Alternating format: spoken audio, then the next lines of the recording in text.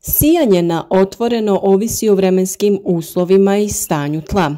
Kada želimo krenuti sa sjetvom, moramo provjeriti kakvi će vremenski uslovi biti u narednom periodu i koje temperature tla i zraka. Upravo nepogodni uslovi tjeraju nas na razmišljanje i djelovanje.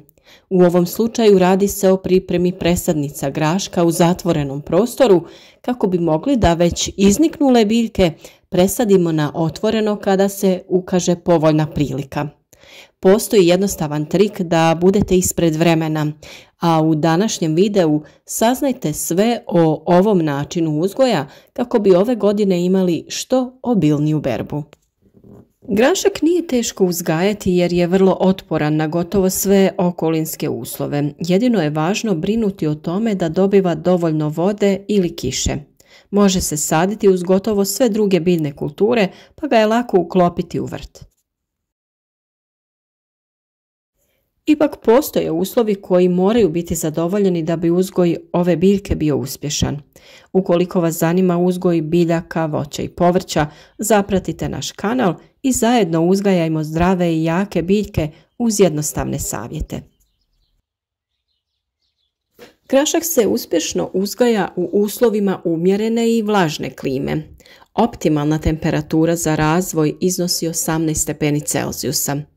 On niče već kod temperature od 4 do 6 stepeni, a mlade biljke podnose temperature čak do -6. Za rast treba sunčanu poziciju i ne uspijeva u hladu.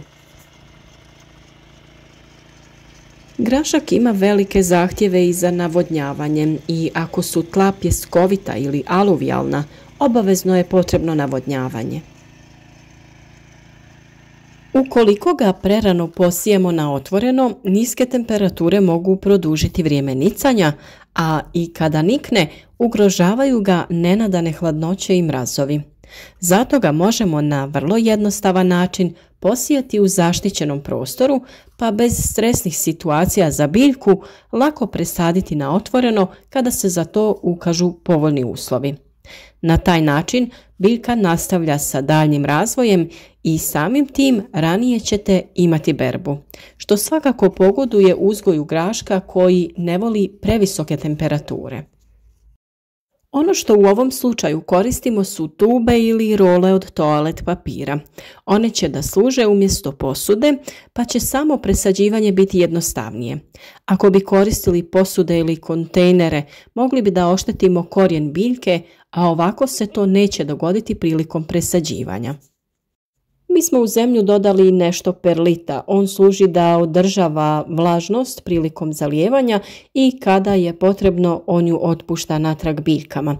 Tako da ukoliko imate dostupno da nabavite perlit, slobodno ga možete koristiti prilikom sadnje, tako će biljka imati konstantnu vlagu. Kao što je već poznato da se karton koristi za malčiranje ili u pripremi komposta, tako će i ovaj karton brzo da se raspadne u tlu u doticaju sa vlagom. Postupak je taj da uzmete neku posudu, vaznu ili kontejner od stiropola, bilo što vam je praktično. Poredate vaše role i sipate zemlju. Pri vrhu ostavite 1 do 2 cm prostora gdje stavljate sjeme. Mi smo stavili 2 do 3 sjemenke, a nakon toga prekrijte ih sa zemljom i obilno zalijte. Naravno da je potreban duži period da se skupi veći broj ovih roli, ali vi možete da koristite onoliko koliko vam je potrebno presadnica za vašu gredicu i samo ih kasnije stavljate na potrebni razmak. Nakon sijanja mi smo svoju posudu držali u klijalištu sa ostalim biljkama gdje smo održavali optimalnu temperaturu. Svakako ga možete držati gdje i ostale presadnice koje uzgajate. To može biti u kući, na prozorskoj dasci, bilo gdje možete osigurati optimalne uslove. Za nekih 7 dana mlade su se biljke već pojavile i bilo je to zbilja ekspresno nicanje. Kao što sam rekla, to nam omogućuje da uzgojimo presadnice koje će ranije dostići zrelost i berbu, nego da sijemo direktno u zemlju i čekamo pogodan trenutak da to uradimo. Nakon nekih 15 dana mi smo već imali presadnice visoke 15 cm koje smo presadili. Mi smo to učinili u našem plasteniku, a svakako ćemo to učiniti ponovo kada bude vrijeme za sadnju na otvorenom. Grašak će se razvijati pri ugodnom proljetnom vremenu i dozrijeti prije velikih ljetnih vrućina. Iako je i ovaj nešto manji grašak koji vidite ispred posijan isti dan u plasteniku, dosta sporije napreduje od ovog koji je bio u klijalištu i ranije niknuo.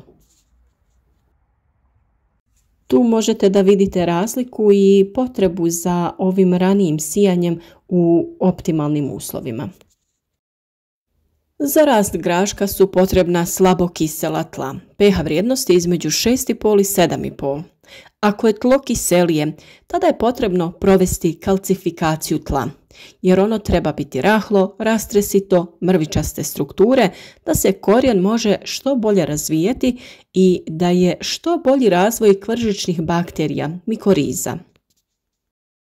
Dobro je iskoristiti sve dobrobiti graška i on se treba uzgajati u plodoredu, jer iza njega je dobro uzgajati paradajz i papriku, jer zahvaljujući mogućnosti vezanja dušika iz zraka, grašak ostavlja dobro opskrbljeno tlo dušikom. Tokom jeseni tlo se mora orati do dubine 30 cm. Tlo za uzgoj graška treba biti i izuzetno dobro nagnojeno.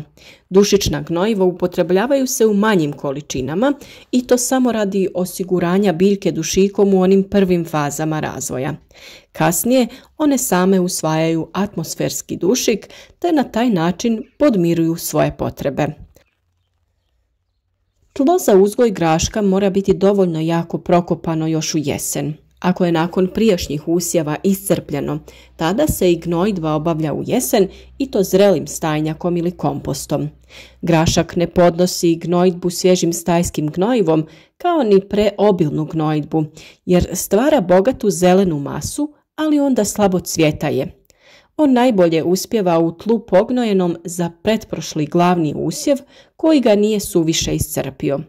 Prije sjetve pognoji se mineralnim gnojivima, osobito kalijevim. Sjemenka graška klija već pri temperaturi između 1 i 2 stepena Celzijusa, a mlade biljke mogu izdržati i nepovoljne vremenske prilike u rano proljeće. Stoga se grašak može sijati već u februaru i martu, a u priobalju čak i ranije.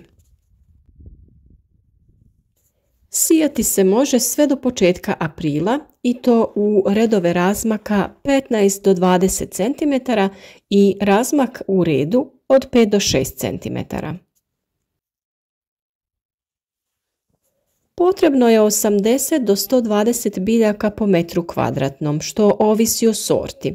Za 1 hektar potrebno je od 120 do 200 kg sjemena. Ova količina sjemena ovisi o vremenu sjetve i krupnoći samog sjemena. U manjem obiteljskom povrtnjaku uobičajena je sjetva u kućice, to jest kako se kaže pod motiku.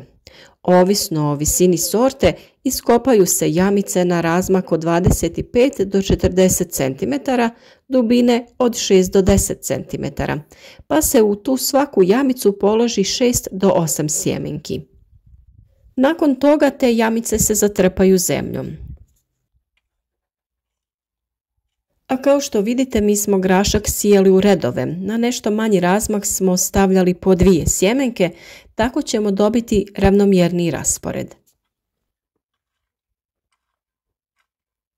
Niskim sortama nije potreban potporanj, ali je potreban za poluvisoke i visoke sorte. Sjetva u kućice dopušta sijanje u samo 2 reda na gredici. Tako posijani grašak ima dovoljno svjetla, a tokom branja lako se prilazi svakoj biljci. Gredica za ovakav način uzgoja široka je od 70 do 80 cm, a najbolje je da je položena u smjeru sjever-jug. Kao što sam rekla, za dobar rast pojedine sorte graška trebaju potpornje jer mu stabljika nije stabilna i nakon što naraste do određene dužine počinje polijegati. Ako se sije uz mrežu, onda se sije u redove. Ako se za potpornje koriste grane, onda ga je bolje sijeti u skupinama. Kada grašak malo poraste oko podnožja biljke, potrebno je nagrnuti malo zemlje jer to biljku čini stabilnijom. Za sušna vremena grašak treba dobro zalijevati, a tlo je potrebno koji put okopati, biljke nagrnuti zemljom i naravno plijeviti korov. Biljkama visokog rasta ponekad treba pomagati u penjanju uz potporanj koji smo pripremili. Kada krenu dozrijevati prve mahune, tada prestaje razvitak novih cvjetova, ali učestalim branjem zrelih mahuna prisiliti ćemo biljku na daljnje cvjetanje. Idealna berba graška je kada je otprilike 80% mahuna tehnološki zrelo. Kada sazrije i sav se pobere, miče se sa gredica i tako se oslobađa prostor za novu povrtnu kulturu, na primjer u junu za crnu rotkvu ili repu. Preporučuje se ne čupati ga, već porezati zbog bakterija na korijenju koje obogaćuju tlo dušikom. Ukoliko vam se svidio ovaj video, nadamo se da ćete ga podijeliti na vašim društvenim mrežama kako bi i vaši prijatelji vidjeli naše savjete i imali uspješnu berbu graška. Za još savjeta o uzgoju različitog voća i povrća zapratite naš kanal, a vjerujem da znate ukoliko kliknete na zvonce dobivat ćete i redovne obavijesti o svakom novom videu koji objavimo. Ukoliko imate nekih dodatnih pitanja, javite nam se u komentarima i mi ćemo se potruditi da svima na vrijeme odgovorimo. Ali pišite nam i način na koji vi uzgajate određene biljke i uvijek nam je drago čuti informacije od kud nas to pratite. Znate da svaki dan objavljujemo novi video, pa tako do sutra lijep pozdrav!